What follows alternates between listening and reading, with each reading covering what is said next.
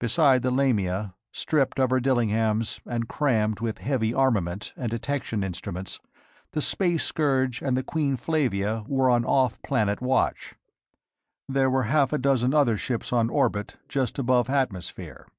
A Gilgamesher, one of the Graham Tanith freighters, a couple of freelance space Vikings, and a new and unfamiliar ship. When he asked the moonbase who she was, he was told that she was the sun goddess, Amaterasu.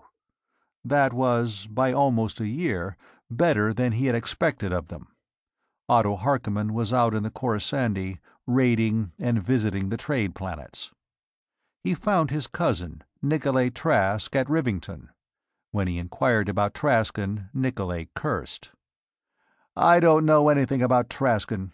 I haven't anything to do with Traskin anymore. Traskin is now the personal property of our well-loved, very well-loved Queen Evita. The Trasks don't own enough land on Gram now for a family cemetery. You see what you did?" he added bitterly. "You needn't rub it in, Nikolay. If I'd stayed on Gram, I'd have helped put Angus on the throne, and it would have been about the same in the end." "It could be a lot different," Nikolay said. "You could bring your ships and your men back to Gram and put yourself on the throne." "No, I'll never go back to Gram. Tanith's my planet now, but I will renounce my allegiance to Angus. I can trade on Morglay or Joyeuse or Flamberge just as easily." "You won't have to. You can trade with New Haven and Biglersport. Count Lionel and Duke Joris are both defying Angus. They've refused to furnish him men. They've driven out his tax collectors. Those they haven't hanged. And they're building ships of their own. Angus is building ships too. I don't know whether he's going to use them to fight Biglersport and New Haven or attack you, but there's going to be a war before another year's out." The Good Hope and the Speedwell, he found, had gone back to Gram. They were commanded by men who had come into favor at the court of King Angus recently. The Black Star and the Queen Flavia, whose captain had contemptuously ignored an order from Gram to rechristen her Queen Evita, had remained. They were his ships, not King Angus. The captain of the merchantman from Wardshaven, now on orbit, refused to take a cargo to New Haven. He had been chartered by King Angus, and would take orders from no one else. "All right," Trask told him. "This is your last voyage here. You bring that ship back under Angus of Wardshaven's charter, and we'll fire on her." Then he had the regalia he had worn in his last audio-visual to Angus dusted off. At first he had decided to proclaim himself King of Tanith. Lord Valprey, Baron Rathmore, and his cousin all advised against it. "Just call yourself Prince of Tanith," Valprey said. "The title won't make any difference in your authority here, and if you do lay claim to the throne of Gram, nobody can say you're a foreign king trying to annex the planet." He had no intention of doing anything of the kind, but Valprey was quite in earnest. So he sat on his throne, as sovereign Prince of Tanith, and renounced his allegiance to Angus, Duke of Wardshaven, self-styled King of Gram. They sent it back on the otherwise empty freighter. Another copy went to the Count of New Haven, along with a cargo in the Sun Goddess, the first non-space Viking ship into Gram from the old Federation. 750 hours after the return of the Nemesis, the Coruscant II emerged from her last microjump, and immediately Harkonnen began hearing of the Battle of Audhulma and the destruction of the Yo-Yo and the Enterprise. At first he merely reported a successful raiding voyage, from which he was bringing rich booty. Oddly variegated booty, it was remarked, when he began itemizing it. "Why, yes," he replied, "second-hand booty. I raided Dagon for it." Dagon was a space Viking base planet, occupied by a character named Fedrig Baragon. A number of ships operated from it, including a couple commanded by Baragon's half-breed sons. "Baragon ships were raiding one of our planets," Harkonnen said. "Ganpat.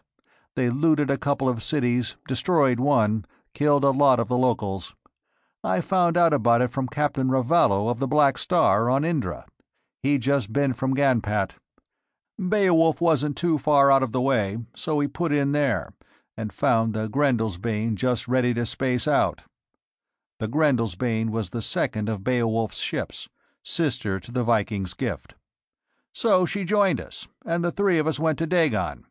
We blew up one of Baragon's ships and put the other one down out of commission, and then we sacked his base. There was a Gilgamesher colony there. We didn't bother them.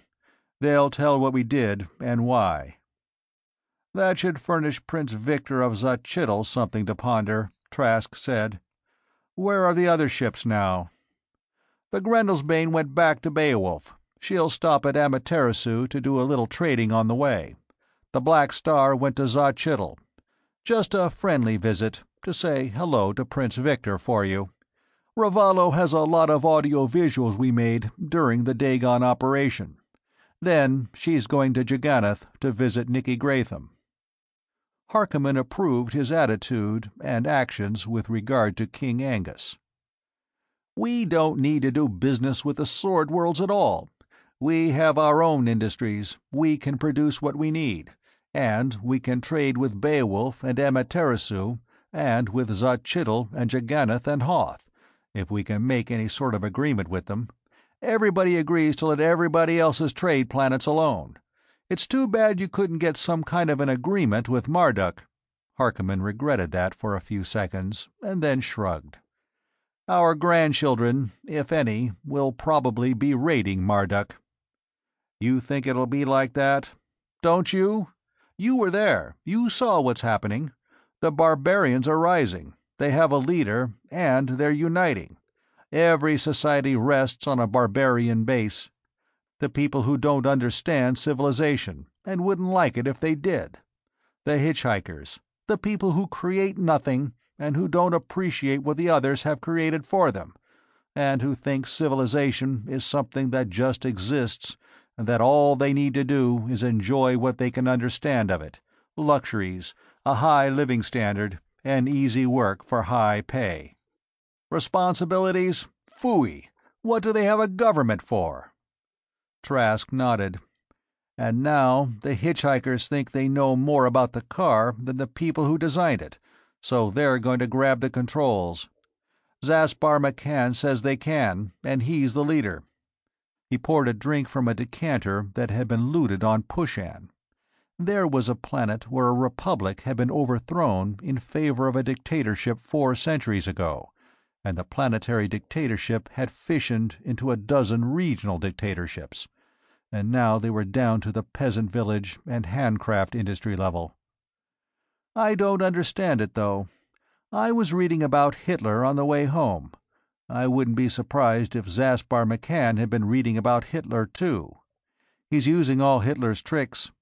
But Hitler came to power in a country which had been impoverished by a military defeat.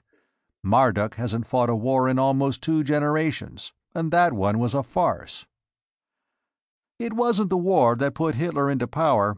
It was the fact that the ruling class of his nation, the people who kept things running, were discredited. The masses, the homemade barbarians, didn't have anybody to take their responsibilities for them. What they have on Marduk is a ruling class that has been discrediting itself. A ruling class that's ashamed of its privileges and shirks its duties. A ruling class that has begun to believe that the masses are just as good as they are, which they manifestly are not.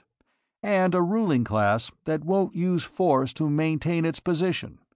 And they have a democracy, and they are letting the enemies of democracy shelter themselves behind democratic safeguards. We don't have any of this democracy in the Sword Worlds, if that's the word for it," he said.